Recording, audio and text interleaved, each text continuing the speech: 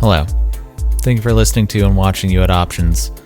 This episode I have Kyle from the Filthy Radicals out of Toronto on. It's been great. Great conversation. You know, we connect. It's been fun. Make sure to check out the Filthy Radicals. They have a new EP coming out on Curse Blessing Records. Freedom 45. That's what it's called. Make sure to check out Filthy Radicals on Instagram. It's at the Filthy Radicals. Make sure to check out Kyle's pizza page. It's been a slice. It's.been.a.slice. Yeah. Thank you. Thank you so much for watching. Go check out, go buy a shirt from thehandsomescoundrels.com/shop. There's a You Had Options shirt on there. Make sure to follow You Had Options on Instagram. Make sure to like, comment, subscribe to the YouTube page. At You Had Options. All that stuff. Thank you so much. Enjoy.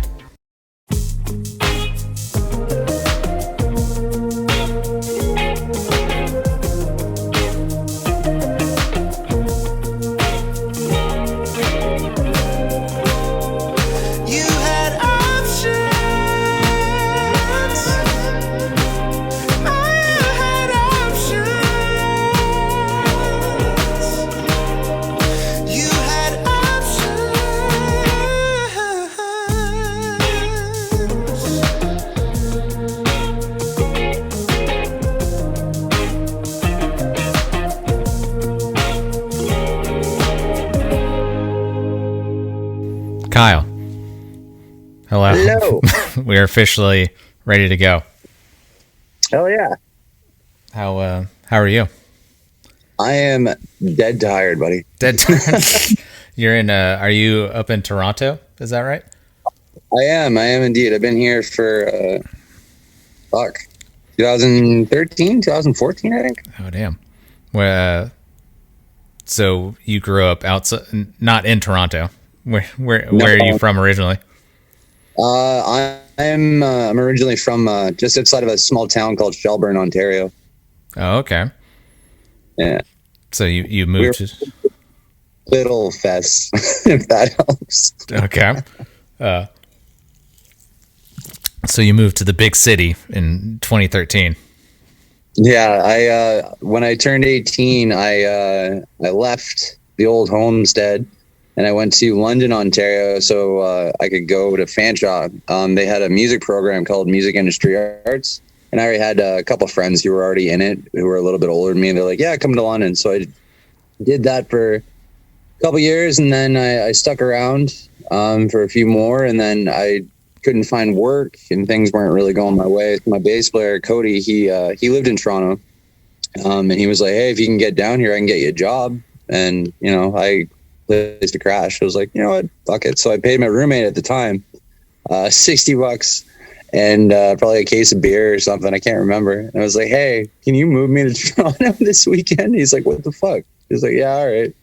And I've been here ever since. So did you start Filthy Radicals once you got to Toronto? No. So the Filthy Radicals, me and Cody, the bass player, the master of the bass, we went to high school together. I met him in grade, I think it was 10. And then we both like punk rock, both like, like ska-core, like ska stuff. And then I think it must have been like 2005 is when we first, I guess, started the Filthy Radicals. And then once I went away to school to London, Cody did the same, and he didn't really like London, so he went back to Toronto because his parents were living there at the time. And he would just take the Greyhound to Toronto if like we had practice or we had a show, because none of us really drove at the time. And yeah, so we were a London band for a good 6 years, and now we're, I guess, Toronto band because most of us are here. Yeah. Damn. So you guys have been around for 16 years. Yeah, we like to say it really started in 2008 because in 2008, that's when we had the core lineup that we kind of have now, which is me, Cody, and Jackson, our drummer now. We had member changes all the way through, obviously. Our first drummer wasn't a very kind guy. He was from our hometown, and then and he didn't really, I don't know. We used to jam in his basement when we were in high school, and he was really cool about that, and his mom was really nice about it, like a bunch of punk 17-year-old kids or whatever. Then when we moved to London, we met another drummer, Seth Reeker, but he was in between Niagara Falls and London all the time, so it's not really, and he didn't drive, so it was really hard to keep playing shows and stuff because it was really expensive, right Especially when you don't have any money. But he still made it. I loved it. He even made his way to our hometown Shelburne, and we played a show. That was our first home-time show, really. Right. And then there was another band in London called Get Down at the time, and that drummer in that band happened to be Jackson, Ron Miller. And his band Get Down sadly broke up. I got wind of it and called him immediately. Yeah. Like, yeah, I was like, hey man, heard your band broke up. You want to jam tomorrow? Yeah, man. You poached him. Yeah, I poached him. I remember his guitar player, Dan Price, who ended up being the Filthy Radicals later. He saw me at a bar one time and he just yelled drunk. He's like, home wrecker. And I was like, no, dude, it's cool. It's cool. And he's like, I'm just messing around. And then fuck. Yeah, and then we were London band 6 years, and then Toronto for the rest of it. Wow, it's weird when you say it out loud. You don't really think it's that long. Mm-hmm. Wow, dude. Are there any Niagara Falls bands? You know what? I actually don't know. I bet you if my drummer Jackson was here, he would list off like a million that I've never heard. Honestly, he's kind of like he's one of those Wikipedia people. It's like, I don't know the answer to this. Hey, Jackson, and he'll know it, and he'll know like the sister points of it. Yeah. Yeah. Niagara, obviously, like there's the touristy Niagara Falls, but I'm wondering if there's like an actual cool city of Niagara or whatever.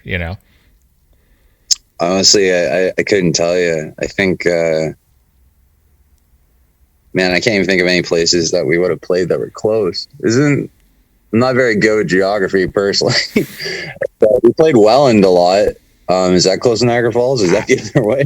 I'm from Alabama, man. I'm not an Ontario, Oh man, I'm sorry. I keep talking to you like you're down the fucking street. All right, my bad. Oh man, we're Alabama, damn it. All right, that's right. I know. My band has gone through Ontario a couple of times, so I know a little bit, but I don't know. No, that's all right, man. I don't even think I can name all your states, so don't worry about it. There's a lot of them. Yeah, there's. Oh man, so the you guys are about to put out a EP or full length? Yeah, the Freedom 45. Yeah, Freedom 45 EP 7-inch coming out on Curse Blessings Records. Shout out. Yeah, I was listening to y'all earlier today. You have 2 albums and an EP that are out there right now, right? Oh God, probably. I couldn't tell you myself. They got the first one, Speed City Ska-core. I was in London. Then we had Please Stand By, which was a live album. And then we were on a bunch of comps. We managed to get on a Minor Threat comp. That was pretty cool. Then we have Cloak and Stagger. We have a couple singles in between. No, Life or Death. There's another one in there, yeah. So I guess it's 1, 2, 3 EPs, 2 albums. Holy crap. Okay. I'm going off of Spotify. That's what I saw. Yeah. So you tell me how many I have. I don't remember them. Had you always been into ska? Have you always been in ska bands, or had you fluctuated between like straight up punk bands, or?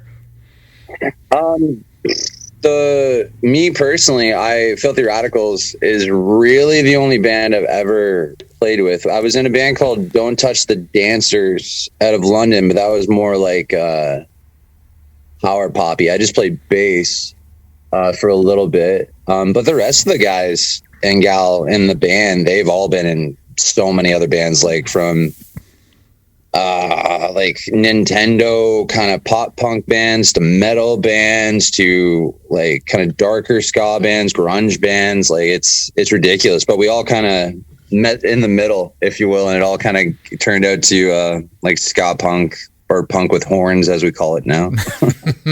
So had you been? So you said this is like your I don't know. You said you played in other bands, but this is like this is your baby type of thing. Had you always wanted to do a ska band, or? I always wanted to be in a punk band. Right. The ska kind of happened because I got really, really, really into Choking Victim, and so did Cody. When Choking Victim was kind of big, like it took a long time for certain music to get up, not just to Canada, but to like small towns, right? So like we were just listening to like stuff our brothers or sisters or dads or uncles listened to, which some of it was cool, you know, like my brother was really into Nirvana when Nirvana came out. I was allowed to listen to it, so I had to sit outside his room when my parents went to bed, and I just listened at his door. But he was really into Offspring as well. Offspring was honestly my jam, and then I found Green Day, and Green Day really, really blew my mind. And like through Green Day, I found like Operation Ivy, Rancid, bands like that. And then once I met like Cody, he was just like, "Oh, do you know like the Casualties and Unseen?" So then, you know, just keeps going, and a big snowball. So you just get into like harder and harder music. Right. Yeah. Is there? Sorry. Do you have headphones you can put on close by? Headphones? Yeah. Sorry, I can cut all this out. Oh, thank God! Just us talking like this. Can you not hear me? No, I can, but it's like whenever I think whenever I start talking, it's coming through your speakers, and then it stops from you being able to say stuff. Oh, okay. I don't know. I have headphones. Like I got earmuffs, but I don't think it'll work for the talking. Okay, that's fine. That works? Yeah, I think it should be fine. I mean, if you can plug it into your phone. No.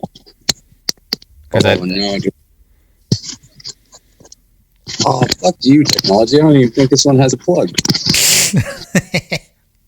Seriously? Why are we moving back? Oh, damn. Why did we take away that? It's okay. No, dude, I'm sorry. Technology, that sucks dick. That's all good, man. All right, we're back to work. All right. So, are there any big like Canadian ska bands? I don't know. Yeah, there's a bunch. We got Plant Smashers. Yeah. They're pretty big. Yeah. K-Man, the 45s are pretty big. I really, really wish the Slackers were Canadian, because that'd be a sweet ass brag, but they're not from Canada. Yeah. Man, my head hurts. I can't even fucking remember now. I think those two. We got those two. Yeah. Everybody I know is kind of broken up or has just made it into another band. Crazy. Yeah. Yeah, it's just so we got. Yeah, like I know Stomp Records. It's Plant Smashers. Big ska presence on Stomp. So it's just I don't know, because whenever I think of Canada, I think of like musically, I think of like Chicks Dig It and like Comeback Kid. Like those are my two big ones. That's fair. Hey man, you left out Propaganda though. Oh shit, yeah, Propaganda. Yeah. We got SNFU, Rest in Peace Trap Pig. We got Dayglow. Chips Ahoy actually is. So have you ever heard the band called Chips Ahoy? Mm-mm. Look them up. My partner partner, she got me turned on to them, and it's just like fun old school punk rock. It's pretty sweet, and they sing about like cookies and getting drunk and stuff. It's fucking hilarious. Yeah, it's the there's a weird, like, Canada and America, we're connected, and it seems like,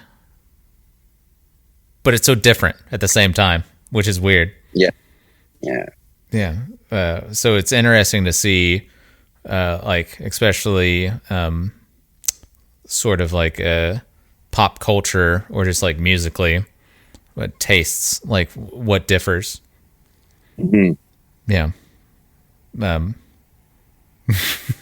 Yeah. So before COVID, had you guys been touring a whole bunch? Yeah. 2019. It was funny. I've said this in a couple of interviews before too. And it was like, we didn't stop playing shows. We didn't stop like writing music all 2019, like every weekend, because we all work and stuff during the week. Right. So we're week warriors for most of it. Some days would be just a weekend. Some days would be 3 days a week. Yeah, we didn't stop. And then finally we all kind of agreed. We're like, okay, we're going to take a break for the first time in, like, I think it was 10 years. Right. We're like, we're just going to take a break. We're going to take a breather. We're going to do some songwriting. We're just going to, just chill out. And some of us started getting like serious, and some people got married, and some people like real life shit. Right. So then we took a break, and we had all these plans, and then COVID happened, and we were like, oh no. I was like, did we do this? Did we fuck up? Did we throw off the universe because we finally took a vacation? Oh God. It was you. Yeah. It was us. I'm sorry, everybody. We fucked up. Not Wuhan. It was you up in Toronto. Yeah. Yeah, but I'll tell you this, the break, it did make us go nuts. COVID break did kind of mess with our heads, because all we did was play shows for so long. Like, work during the day, then go play a show, work during the day, go record, stuff like that. And then when it was like, we can't do anything, it's like, you have to stay home. We were all kind of like, oh, we can play guitar now. Oh, we can catch up on video games. We can do this, we can do that. But then we slowly started going stir crazy, because we're like, okay, it's been like 4 months, like, we're ready to go out on the road again. And it was nuts. But like, we're a working band.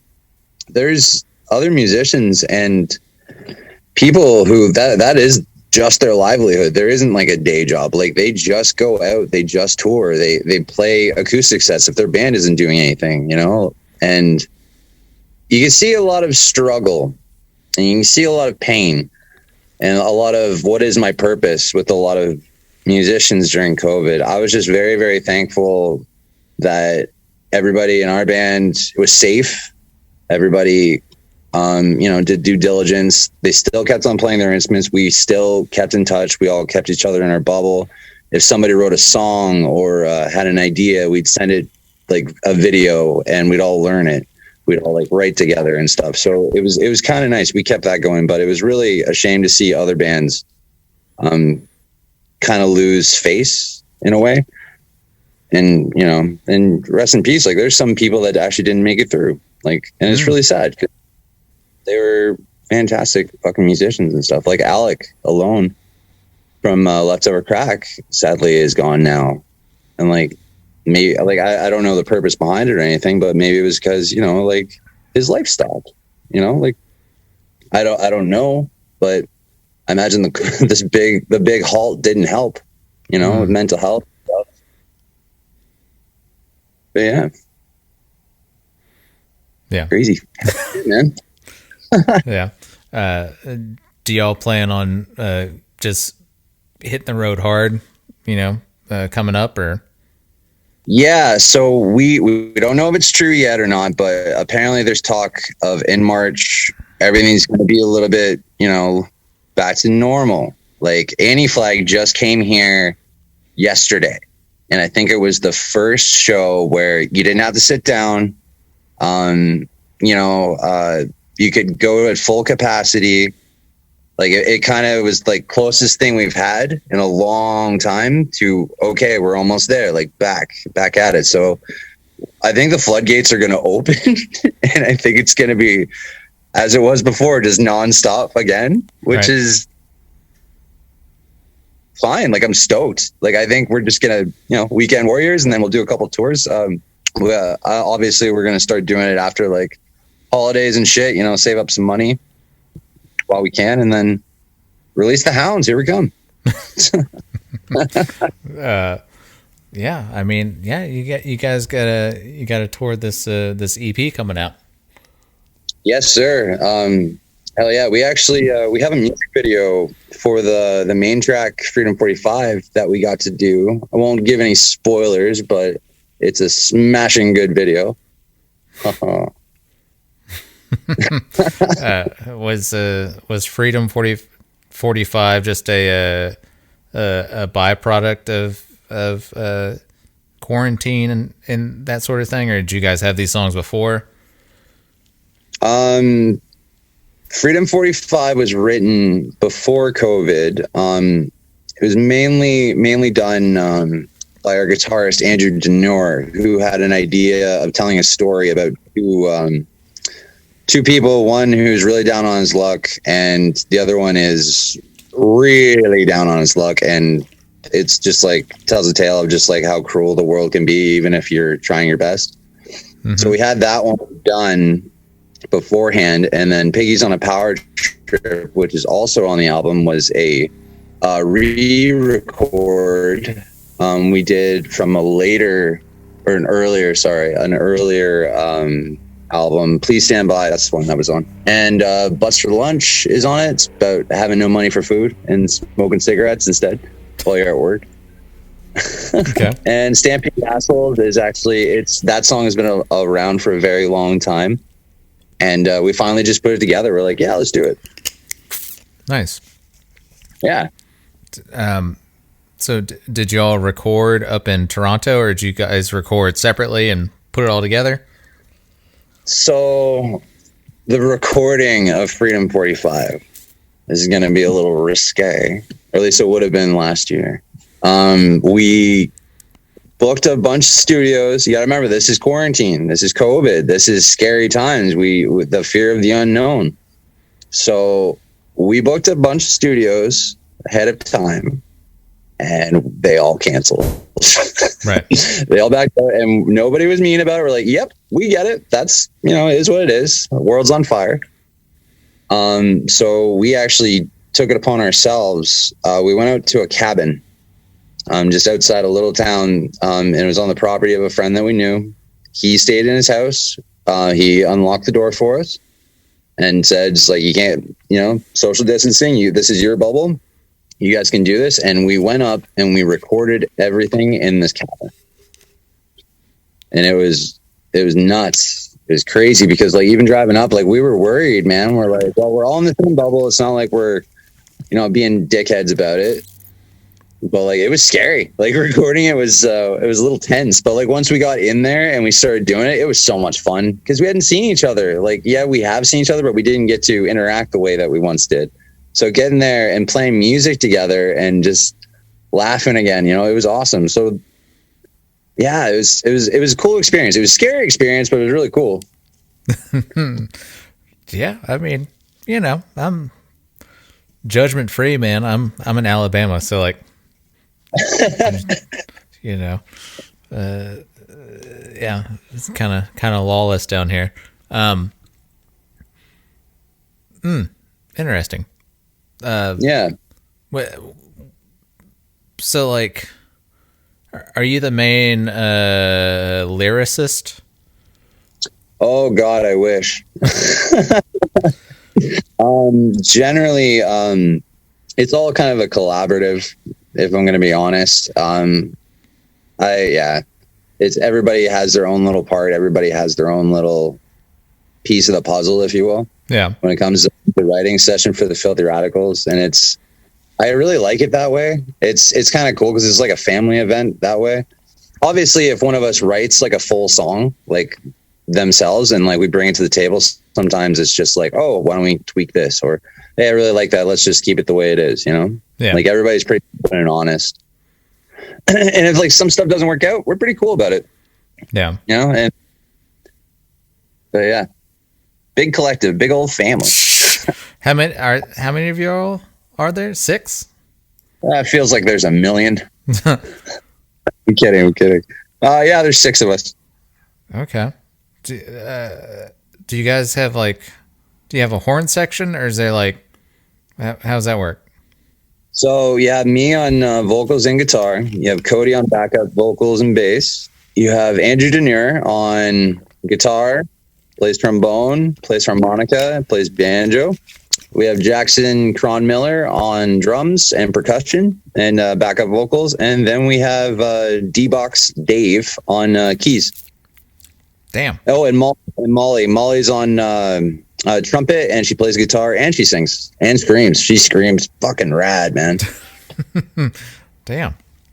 Yeah. So the 2 guitarists / multi-instrumentalists, they just kind of depends on what song y'all are playing, I guess.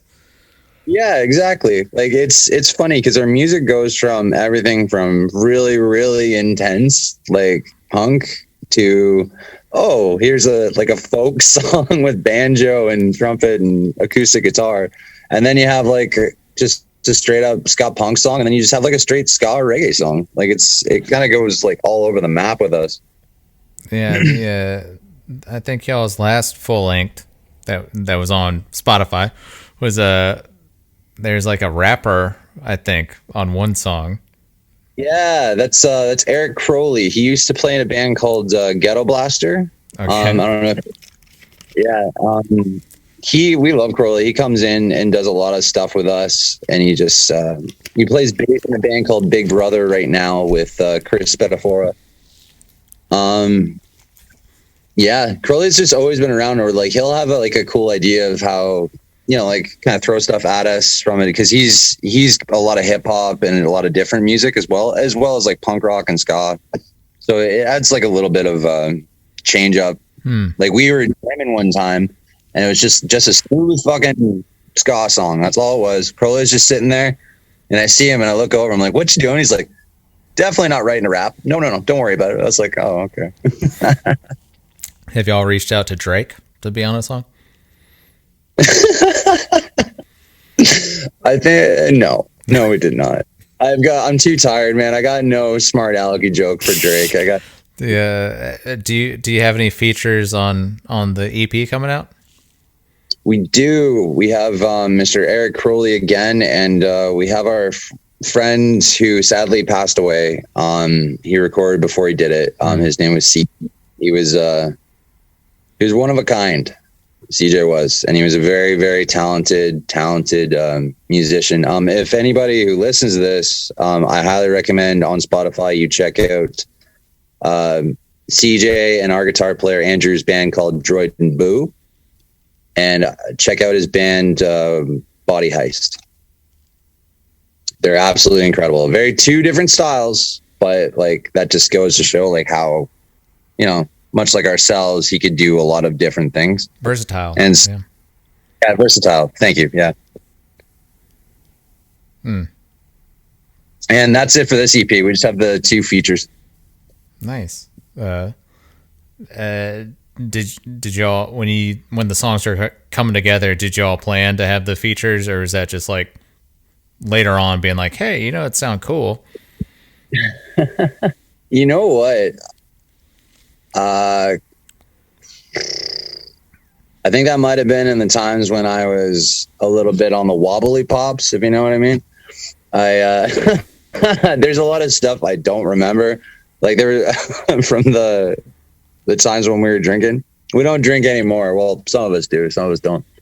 But I can't remember how that came to be. I imagine just like Droid, Andrew was just like, hey, these guys wrote these parts. They heard the song, they wrote these. It sounds good. Like that's what I'm going to assume, but I could be wrong. So are you sober right now?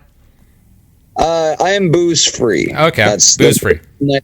putting it. Yeah, we have all these cannabis stores now here. I don't know what it's like down in the States. No, you guys don't have. Well, no, cannabis? it's depending on the state.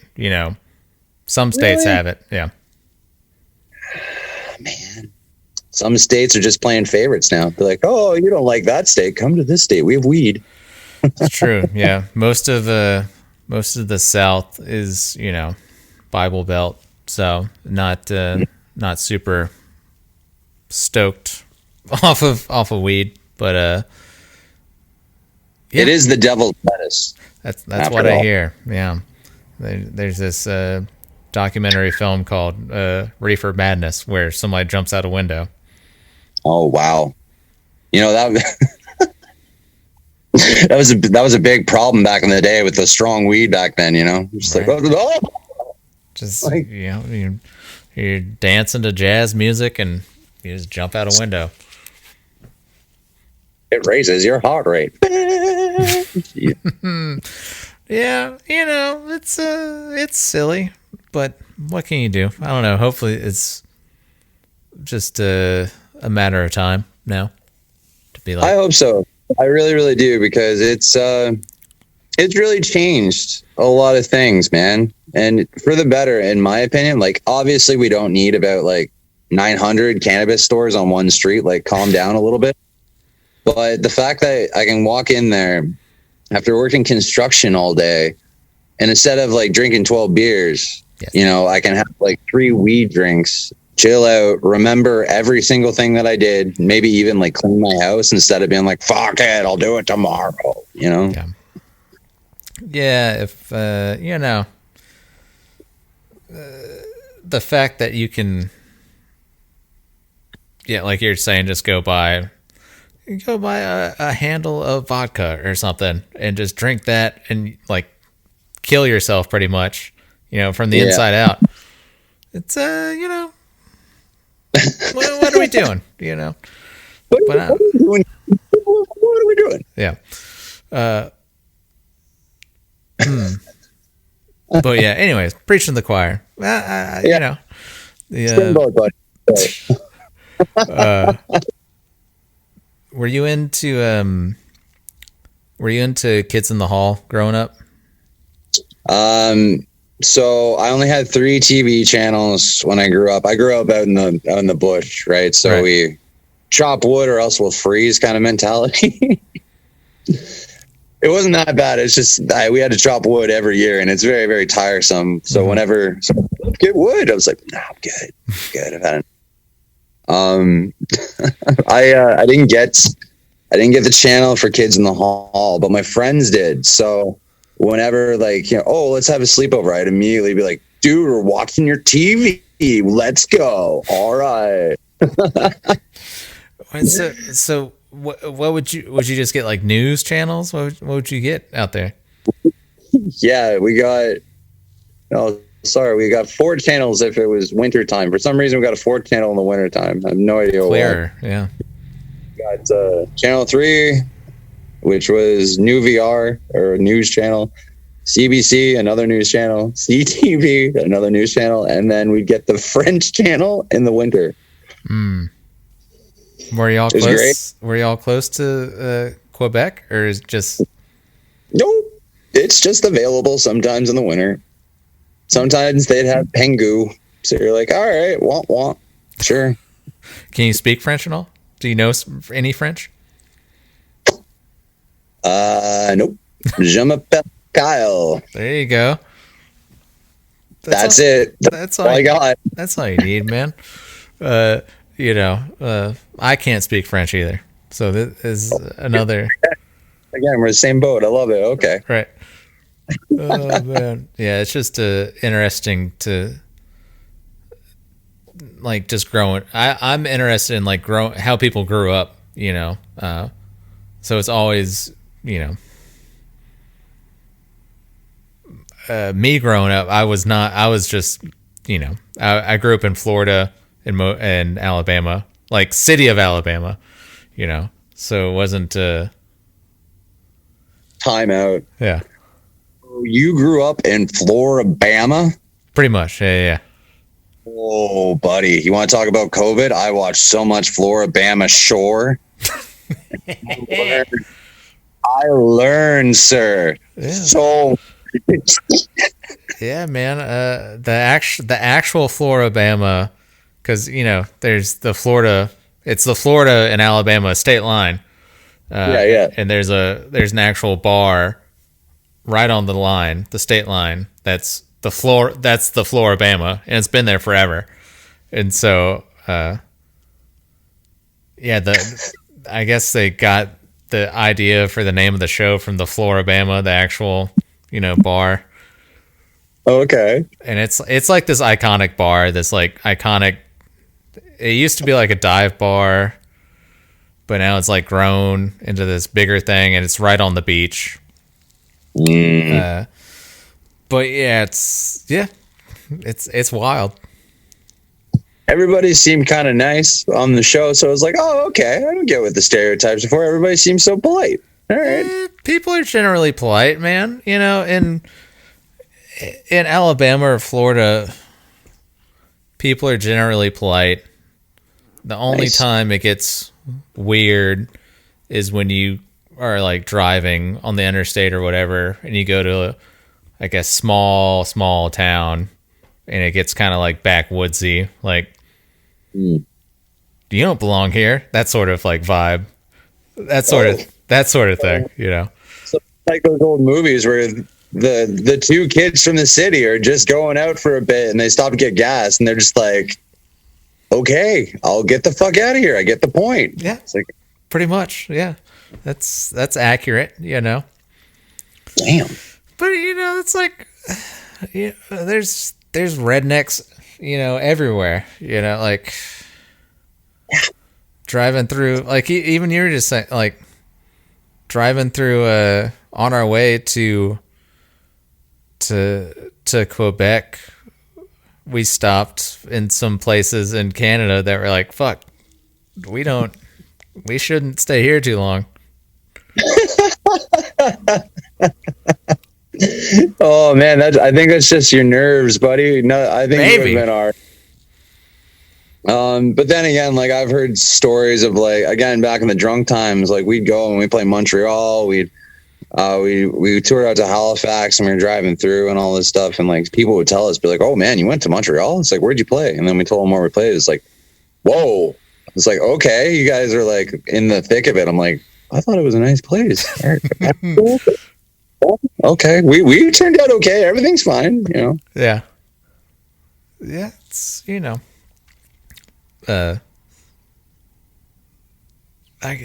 I guess it could get hairy anywhere, anywhere, man. Shit can happen anywhere. Like even like whatever. I just think it's really cool because now that I don't know if you got this, but as I got a little bit older, I started noticing that like it's kind of like when you nod at somebody on the subway or something like that. Like if say construction workers do it all the time, you covered in shit, you're dusty as fuck, you're holding on to the thing in a crowded thing, and then you look up, there's another construction worker, and it's just one of these, just that's it. And I think there's stuff like that everywhere. Yeah. It doesn't matter where you That's true. Yeah. We've gone for like 40 minutes now. I've got a lightning round of questions. If you want to do that. Fucking hit me. Yeah, Let's go. And lightning is subjective. It's like as much as you want to say, as little as you want to say. All right. Okay. I'm game. Okay. So knowing that you are Canadian, what's your favorite type of poutine? Free. I like it. What's your favorite truck stop / gas station on the road? It has to be in between Toronto and London. I think just outside of Woodstock. We call it hamburger time. There's this one rest stop we always go, and it's always like 30 minutes away from hamburger time. Like every single time. So That one. The one on route in between Toronto and London. Is the place called Hamburger Time? No.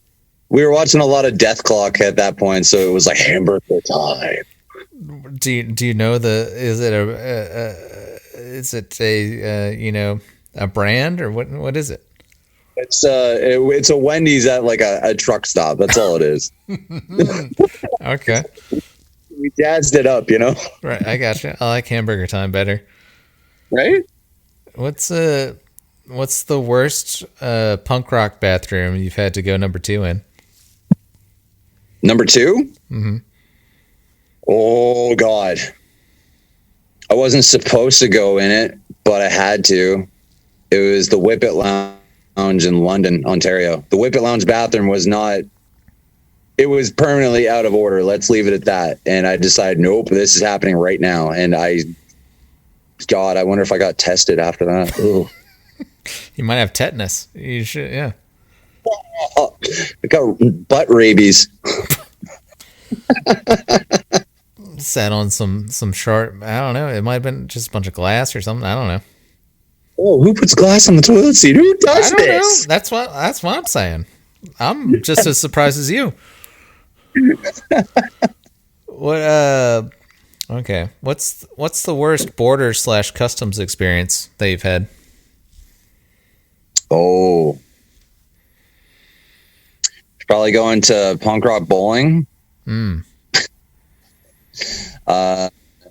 They took away Andrew because he had just come from work, packed his bag really quick, and he forgot to take his multi-tool out of his pocket or his backpack. Oh no.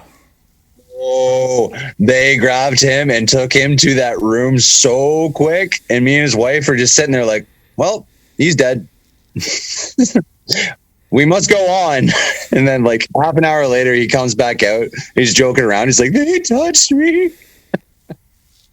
They were cool about it though. They were just like, dude, it's for my job. I'm sorry. I just came here. Like, I'm really sorry. They're all cool about it. They just did the finger pointing thing. I mean, you can't admit anything resembling an Allen wrench. You can't. Toenail clippers. Like, can't screw around. Yeah. Oh no, you Canadians, don't be bringing in your tools. Be clipping people. Yeah. Oh, man. What's the most expensive shirt that you've bought? Ooh, most expensive. I'd have to say the one that I'm wearing right now. Okay. I got really stoned one day, and I was on the old internets, and I was the Get Dead record the newest one had just come out, and I couldn't stop listening to it. So I was like, I have to have this now. It has to happen now, kind of thing. So this one cost me, I think, like $30. I think that's the most I've ever paid for a shirt. But I'm getting, it's getting his money's worth. I wear it like every other day, so. It's nice, man. I like it. Oh, man. What's your perfect pizza? Oh, buddy. My perfect pizza is... Damn. So I started my own pizza company when COVID hit. What? So, oh, dude, yeah. Check it out on Instagram. It's called It's Been a Slice.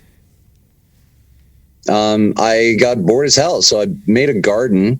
My buddy Eric helped me build a garden, grew tomatoes and stuff like that, and got really, really into making pizzas. And I started actually selling them to my friends, got t-shirts made up. So now the retirement goal is actually going to be a pizzeria when I'm older. Damn, that's really hard. Honestly, I got to say my favorite pizza is probably deep dish, dude. It's got to be classic sausage, hot peppers, bacon. Yeah, deep dish. I'm just looking at your. I had no idea that you were a pizza man, and so I'm just I'm looking at the. It's Been a Slice. Damn, looks good. Yeah, man, and it was pretty cool because like I kept it safe. I would have everybody like meet me at the end of the driveway. I'd put the pizza down. They'd pick it up. It was really cool. Ooh. It was fun. A lot of fun. I like this shirt too. I see this. It's been a slice shirt. Let me know if you want one. Yeah. We'll talk after we stop recording. Wow. Wait, so had you worked at pizza places before? Nope. I was a foreman on a job, on a demolition job, and we did an old 1970s and 80s pizza parlor / bowling alley. Yeah. And what I did was I let all my guys for a little extra bucks. They're like, "Hey, can we take everything to scrap?" I was like, "Yeah, go for it." And there was 1 million of these pizza pans, buddy. I was like, you know what? Me and my best friend love making pizzas at home. I'm going to take 2 of these pans. Little behold, did I know that it was a classic Pizza Hut pan from back in the fucking day. And so we just call them the magic pans, man. And now I kick myself because I started the pizza thing. And I'm like, I let them all go to scrap just so people could have like beer money on a Friday. I was like, I'm a fucking idiot. But lesson learned. Yeah, the magic pan. Me and my buddy Frank, we got really, really good at it. Yeah. So, yeah. Damn, dude. Yeah, it looks good. Thanks, man. Just looking right here. I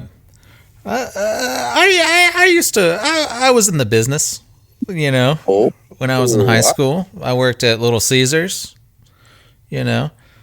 Can you tell me any of their secrets? Sure. Yeah. What do Little Caesars do? Mr. Caesar won't find out about this. This is between you and me and everybody who watches it. I'm trying to remember. What'd they do? Put salt in the Parmesan. I remember doing that a bunch. I don't know. It was all bags. You just had bags and you opened up bags into the tomato sauce and you just stirred it up, and there is no secrets, man. You know, it's like cheap. That's the secret. Weird. But though, actually, you know, it's some of the best pizza I ever have had has been the most simplest ingredients. It's just all in the person that's making it, right? Like that's the true like thing. Like as you could put 4 different people in one room and be like, okay, you have all the same ingredients, make me a pizza. Guarantee there's gonna be one that's way fucking better than the other ones. Right. So you might have said this. Do you have a pizza oven? No, I managed to get it all out of my. Yeah, I know. I can get my oven in my apartment up to 500, and I figured it out. By the way, anybody who's watching this who makes pizza at home, put your oven at 500 and cook it for 12 to 14 minutes. That's it. Don't listen to what Delicio tells you. It's all bullshit. Fuck Delicio. Who's Delicio? I don't know who Delicio is. Oh fuck! It's like Frozen Pizza Company. Okay. I still eat from now and again. I'm like, because I used to love them in college all the time. It was Delicio pizza. Now I'm like, oh, I can't even look at one. Like I ate way too much of it. Wow, that's crazy. Yeah, I you know, and like you're saying, the keep it simple, stupid. Kiss. Keep it simple, stupid. No, it's just so true, man. And I kind of am a little bit cheesed at myself because like everything's stop, Kyle, stop it. Like he's not gonna catch it. Like just real life kicked in so hard and so fast. Like I work so much now, and when I'm not working, we're doing band stuff or like I'm doing stuff with my girlfriend. And like it's just time, like just keeps going, like, and I'm having a hard time finding time to make pieces. But honestly, I think after a couple of weeks, work will slow down and stuff like that, and I'll just get back into it. Try to keep it like a therapeutic thing, you know, and be like, hey, I'm gonna do pizzas this day if anybody wants them. Have you ever done like thin crust? Thought about that? Yeah. I ridicule every single person that orders it. Right. Much the same. I'm like, what are you doing? You're paying the same price or less? Half of a crust? Eat it on a cracker, damn it. That's what I say to my girlfriend all the time. She's always ordering the thinnest, crispiest crust. I'm like, what the fuck, man? Like, whatever. Tomatoes was one. I lost it on my one friend because I made a pizza and he's like, oh, could you put fresh tomatoes on it? I'm like, I'm just not going to make this for you. No, you can call Domino's. Piss off.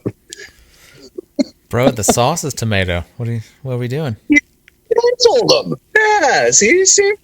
Yes. I guess, I don't know if you're getting like a margarita or something. Maybe a little bit. But, oh, dude, I'll tell you this. I don't know how everyone feels down there about pineapple on pizza, but I found a cool way of doing it if you were to make it at home. So you make it, put your toppings on except for the pineapple, and then right before you're about to broil it, like when it comes back out from the broiler, that's when you add your pineapple and you just let it sit for a minute. And that way, when you take a bite, it's not like mushy and cooked and stuff like that. It's got a nice crisp to it. Mm-hmm. It's kind of like Dante on top of it. It's really cool. Interesting. Again, yeah. Hours of smoking weed and making pizza with a lot of time on your hands. You get inventive. I love it. So to follow up what's your perfect pizza? What do you want on your tombstone, Kyle? Stay positive, but yeah, that's about it. Just stay positive. Yeah, that's all I got, buddy. I love it. Thanks, man. This has been a lot of fun. Stay on for a minute, but Kyle, you had options, but you decided to talk to me, and I appreciate it. Oh, buddy. Hey.